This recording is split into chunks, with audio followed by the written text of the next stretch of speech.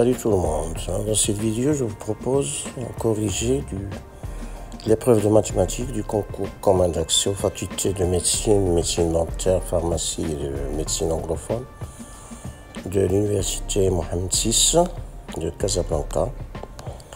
Alors, c'est une épreuve de durée 30 minutes. Alors, et vous avez 10 questions. Alors, vous avez une seule proposition qui est exacte à cocher parmi les 4 propositions pour chaque question. Je vous donne ici l'énoncé de l'épreuve de mathématiques.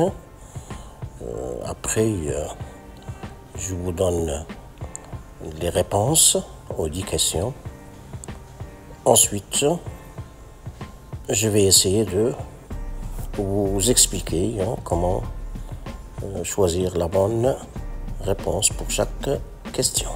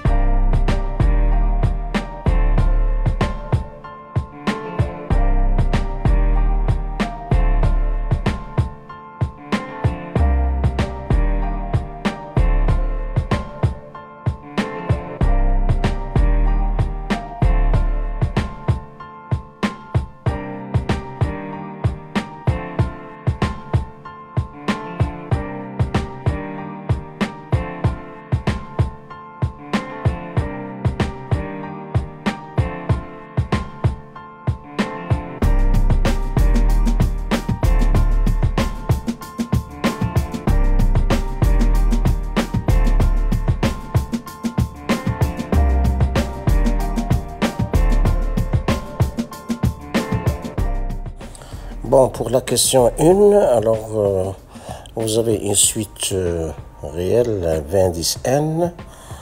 Dans le terme général, c'est 1 sur UN. UN, c'est la suite définie par récurrence par U0 égale 1 et par U indice n plus 1 égale 2 UN sur 2 plus 3 UN.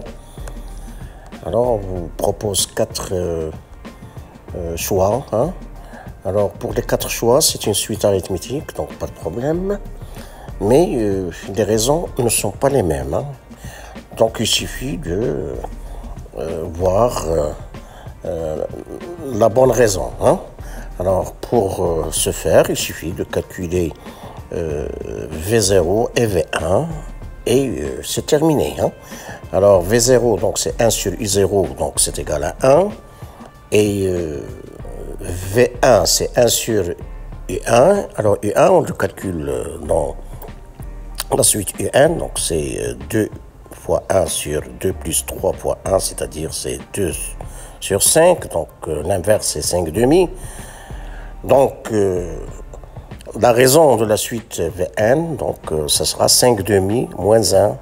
Alors 5 demi moins 1, ça fait 3 demi, donc il faut cocher C. Ensuite, pour la question 2, donc, vous avez une suite récurrente U indice n et dans les 4 choix, on vous propose le terme général de la suite UN. Alors, il suffit de calculer U1 parce que pour les 4 choix, U0 c'est le même, c'est 1. Donc, on ne va pas avoir d'informations utiles. Mais en calculant U1, alors on l'a calculé tout à l'heure, c'était 2 cinquièmes. Et vous remarquez, dans les 4 choix proposés, si vous prenez n égale 1, alors seule la proposition A vous donne 2 cinquièmes. Donc il faut cocher A. Pour la question 3, donc, on a une suite W indice N. Alors, la question concerne sa limite. Alors, on vous propose 4 limites. Alors ici, il suffit d'utiliser l'expression conjuguée pour remarquer que la limite de Wn, c'est... donc vous avez 1 sur plus l'infini, donc c'est 0. Donc la limite de Wn, c'est 0. Donc il faut cocher B. Ensuite, question 4. Alors, question 4, ça concerne le nombre complexe z indice 3. Alors, z indice 3, c'est le produit de i, qui est égal à forme exponentielle, hein, ei pi sur 2, et cos de pi sur 12, 5 pi sur 12, pardon, moins i sinus 5 pi sur 12. Alors, c'est-à-dire cosinus moins 5 pi sur 12 plus i sinus moins 5 pi sur 12, qui s'écrit donc sous forme exponentielle, moins i 5 pi sur 12. Hein.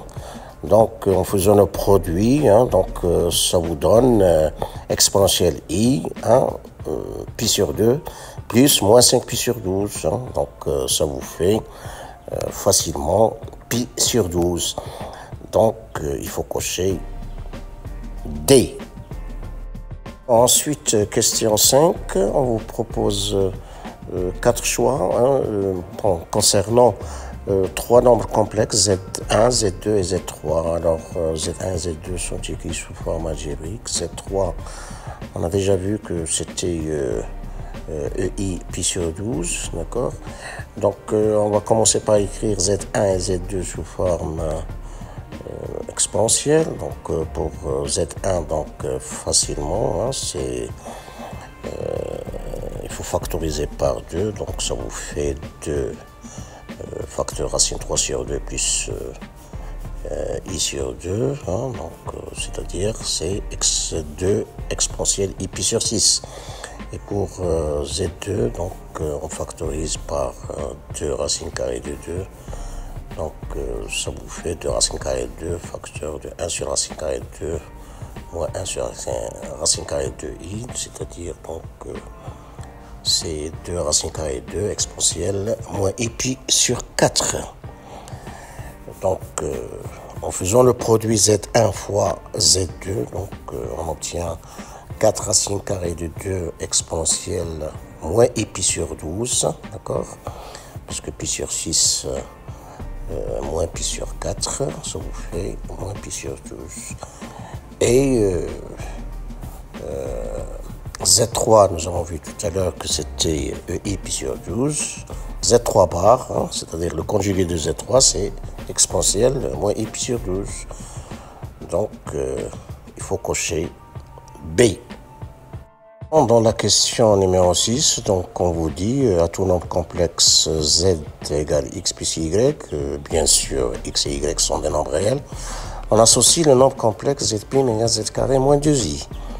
Et on vous demande de dire parmi les 4 choix, quelle est la bonne réponse pour l'ensemble des points M d'affixe Z qui vérifie Z' appartient à IR. Alors, Z' en écrivant Z' en fonction de X et Y, donc vous avez X carré moins Y carré plus 2i XY moins 2i. Hein. Donc, il est clair que la partie réel, c'est x carré moins y carré, et pour que z' soit imaginaire pur, donc si la partie réelle est nulle, c'est-à-dire x carré moins y carré égale 0. Alors x carré moins y carré égale 0, c'est pas l'équation d'une droite, c'est pas l'équation d'un cercle, c'est pas l'ensemble vide, puisque il contient le point O, hein, parce que 0 carré moins 0 carré égale 0.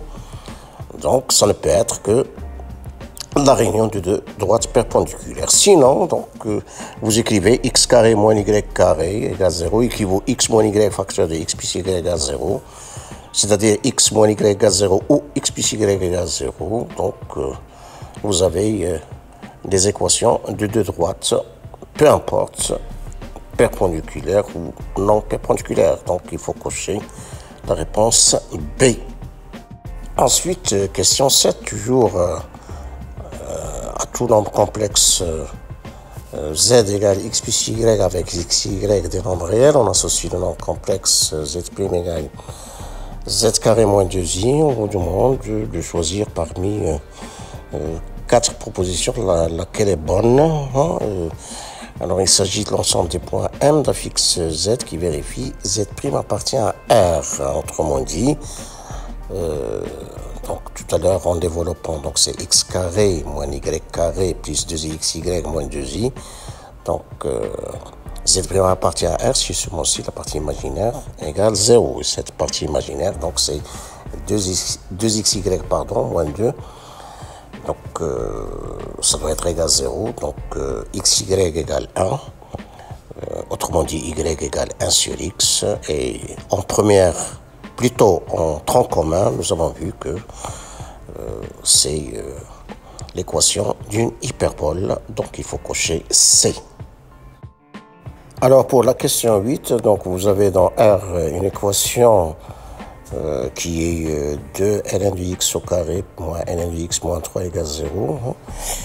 Donc on vous donne 3 ensembles de solutions de cette équation, on vous demande laquelle ça marche. Alors, donc pour ce faire, alors c'est une équation du second degré lorsque je pose ln de x égale t. Donc la somme des racines de cette équation, donc ça sera 1 demi. Donc 1 demi, c'est-à-dire si j'appelle x1 et x2 les solutions de cette équation, donc on aura ln de x1 plus ln de x2 est égal à 1 demi. Autrement dit, ln de x1 fois x2 égale 1 demi. Autrement dit, x1 fois x2 égale exponentielle 1 demi, c'est-à-dire racine carrée de e. Donc il suffit de chercher dans ces ensembles solutions. Dans quel ensemble de solutions nous avons le produit des racines, c'est égal à racine carrée de e. Donc on remarque que dans la dernière proposition, c'est là où on trouve que le produit c'est égal à racine carrée de e puissance 3 fois exponentielle moins 1. Donc c'est bien égal à racine carrée de e. Donc il faut cocher D. Bien, ensuite, pour la question 9, alors vous avez l'ensemble des définitions de la fonction f, c'est l'intervalle ouvert moins 1, 1. Et les limites de f en moins 1 et 1, donc c'est l'infini, puisque la limite de ln de x quand x tend vers 0 plus, c'est moins l'infini, la limite ln de x quand x tend vers plus l'infini, c'est plus l'infini. Autrement dit, les droits d'équation x égale 1 et x égale moins 1 sont bien des asymptotes, évidemment, verticales de la courbe C indice f de f. Donc il faut cocher D. Enfin, dernière question, question 10. Alors on vous donne une intégrale, d'accord, qui existe, puisque la fonction qui à x associe x carré sur x3 moins 8, qui est une fonction rationnelle, elle est continue sur tout intervalle inclus dans son ensemble des définitions, qui est R privé de 2. x3 moins 8 égale 0 équivaut x égale 2. Donc, puisque l'intervalle moins 1, 1, il est inclus dans son ensemble de définitions, donc cette fonction rationnelle elle est continue sur l'intervalle fermé moins 1, 1, et par suite l'intégrale k existe, et par suite 3k existe aussi. Donc il faut choisir parmi les 3 premières propositions celle qui marche. Et puisque les propositions B et C sont les mêmes, donc il faut cocher A.